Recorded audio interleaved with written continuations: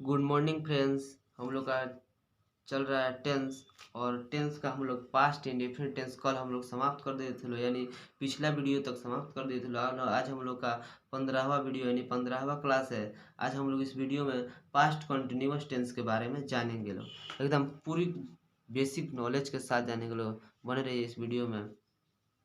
आइए हमारा past continuous tense का spelling PST past CONTINUOUS continuous TNC tense. अब हम इसका देखते हैं पहचान।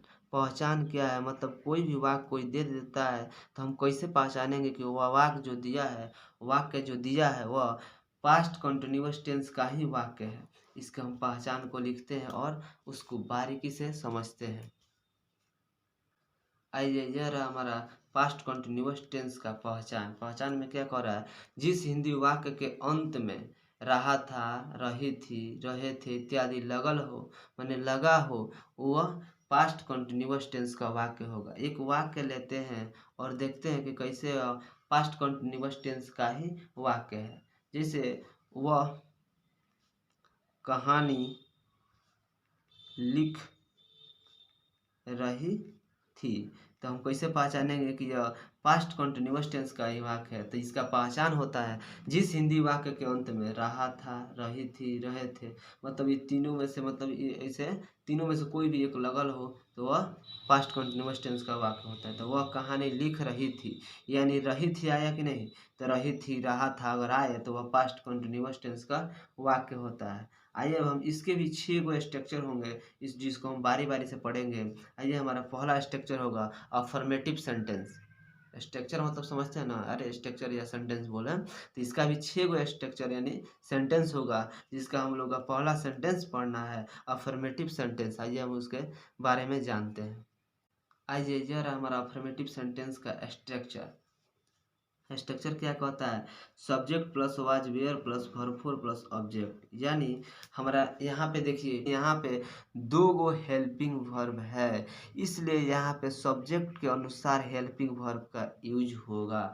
अगर सब्जेक्ट प्लुरल तो है, वर्ब भी प्लुरल, हेल्पिंग वर्ब वर्ब बोल दे रहे हैं, सब्जेक्ट प्लुरल तो हेल्पिंग वर्ब भी प्लुरल, और सब्जेक्ट सिंगुलर तो हेल्पिंग वर्ब भी सिंगुलर का यूज होगा। मतलब जैसा सब्जेक्ट रहेगा वैसा ही हेल्पिंग वर्ब का यूज होगा यहाँ पे। इसके एक एग्जांपल को लेकर समझते हैं। ऊपर वाला ही लेते हैं, वह कहानी लिख रही थी, अफर्मेटिव सेंटेंस ही है, क्योंकि इसमें नहीं नहीं लगा है तो ये नेगेटिव नहीं ना हुआ, तो ये अफर्मेटिव है। वह कहानी लिख रही थी, लिख रही थी। कोई भी कोई सेंटेंस दे दे रहा है तो सबसे उसमें 3 चीज पता करने, सब्जेक्ट, ऑब्जेक्ट और वर्ब। सब्जेक्ट हमारा क्या है, वह कहानी लिख रही थी, यानी वह हमारा क्या है, वह हमारा सब्जेक्ट है, वह ना काम कर रहा है तो वह हमारा सब्जेक्ट है। और लिखना हमारा क्या है, क्रिया हो रही है तो यह हमारा वर्ब है। और क्या लिख रही है, तो कहानी लिख रही है, हमारा ऑब्जेक्ट हो। हमारा तीनों चीज़ पता चल गया। अब हम इसके स्ट्रक्चर के हिसाब से बना देंगे। वह कहानी लिख रही थी, तो वह स्त्री के लिए आया है, मतलब यहाँ पे लेडीज होगा ना, वह तो जेंट्स के लिए नहीं ना है, लेडीज होगा। तो वह हमारा सी, वह का हमारा क्या होगा, लेडीज के लिए सी होगा, मानी लेडीज के लिए सी। उसके बाद से हेल्पिंग वर्ब लगाना है, तो सी के साथ क्या लगता है, वाज लगता है, सी वाज। उसके बाद से देखिए क्या लिखना है, सब्जेक्ट अनुसार वर्ब का चौथा रूप लिखना है। तो वर्ब हमारा क्या है, लिखना। तो लिखना का होता है राइट, तो लिखना होता है राइट। तो हमारा वर्ब फोर रूप होगा राइटिंग, WRITING, राइटिंग। और क्या लिख रही है, क्या लिख रही है, स्टोरी। तो STORY, कहानी लिख रही है, तो ऑब्जेक्ट हमारा क्या है, कहानी। तो स्टोरी होता है STORY, स्टोरी। ठीक है। अब हम देखेंगे लोग नेगेटिव सेंटेंस। नेगेटिव सेंटेंस यह है हमारा नेगेटिव सेंटेंस का स्ट्रक्चर। स्ट्रक्चर कहता है subject plus was were plus not plus V plus subject. यानी यह जो एफर्मेटिव सेंटेंस का स्ट्रक्चर है सेम वैसा ही रहेगा, बस हेल्पिंग वर्ब के बाद नॉट का यूज हो जाएगा। कौना में, नेगेटिव सेंटेंस में हेल्पिंग वर्ब के बाद नॉट का यूज हो जाएगा। अब इसके एक एग्जाम्पल को लेकर समझते हैं। यहाँ पर भी थोड़ा हम बता दे रहे हैं कि वर्ब का चौथा रूप लगेगा। कौन सा रूप, चौथा, 1 2 3 नहीं, चौथा रूप लगेगा। दूसरा का ए कि सब्जेक्ट के अनुसार हेल्पिंग वर्ब का यूज होगा।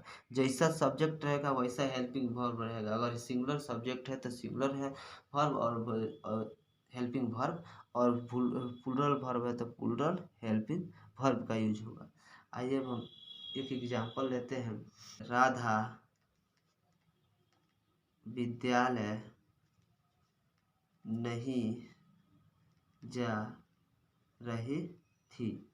यहाँ पे सबसे पहले हम क्या देखेंगे, एग्जाम्पल को देखेंगे और समझेंगे कि यह नेगेटिव का है कि नहीं है। तो आइए हम इसको पढ़ते हैं और समझते हैं। राधा विद्यालय नहीं जा रही थी, यानी कोई भी सेंटेंस हो, हम पहले ही बताए थे, कोई भी सेंटेंस हो अगर उसके बीच में नहीं लगल हो, मतलब उस सेंटेंस में नहीं का यूज हुआ हो तो वह नेगेटिव सेंटेंस कहलाता है।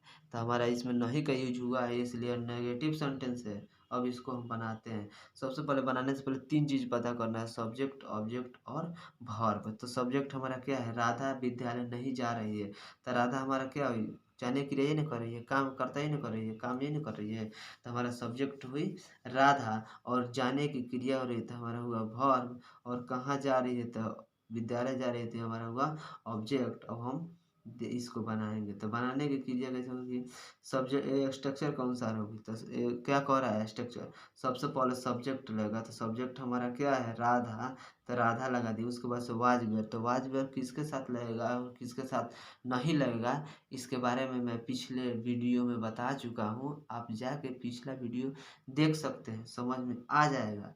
इसलिए हम राधा के साथ यहाँ पर डायरेक्ट लगा दे रहे हैं, राधा के साथ वाज का प्रयोग हो तो वाज लगा दिए, ठीक है। उसके बाद से हमारे स्ट्रक्चर को होता है हेल्पिंग वर्ब के बाद तुरंत नोट लगाना है तो नोट का यूज कर दिए। नोट किसके लिए आया है तो नहीं के लिए आया है। उसके बाद से वर्ब का चौथा रूप लगाना है तो हमारा वर्ब क्या है जाना, तो जाना का यानी गो होता है और चौथा रूप होता है गोइंग, तो गोइंग लिख दिया। उसके बाद से टू, उसके बाद से क्या लिखना है ऑब्जेक्ट लिखना है तो ऑब्जेक्ट हमारा है स्कूल, तो हम लिख दिए SCHOOL स्कूल। हम देखेंगे इंट्रोगेटिव सेंटेंस। आइए हमारा इंट्रोगेटिव सेंटेंस का स्ट्रक्चर कहता है was were plus subject plus V4 plus object plus question mark. हमारा आइए हम एक बार और फिर हम रिपीट कर दे रहे हैं पिछला बात को। सब्जेक्ट किसको कहा जाता है, जो काम को करता है, जो करता होता है, जो स्वयं काम को करता है उसी को हम लोग सब्जेक्ट बोलते हैं, कर्ता बोलते हैं। वर्ब हमारा होता है जिस मैंने करना, कोई भी काम का करना या होना पाया जाए उसे क्रिया कहते हैं यानी वर्ब कहते हैं। ऑब्जेक्ट हमारा होता है जो लास्ट में होता है, जैसे घर जाना मतलब घर विद्यालय सब हमारा ऑब्जेक्ट होता है। और वाज वेयर जो है यह हेल्पिंग वर्ब है, इसको एक शब्द में हेल्पिंग वर्ब कहते हैं। यह सब्जेक्ट के अनुसार लगता है, मतलब जैसा सब्जेक्ट रहेगा वैसा ही हेल्पिंग वर्ब का यूज होगा। स्ट्रक्चर तो समझ में आ गया। अब हम देखते हैं इसके एग्जाम्पल को। एग्जाम्पल कैसा होगा, क्या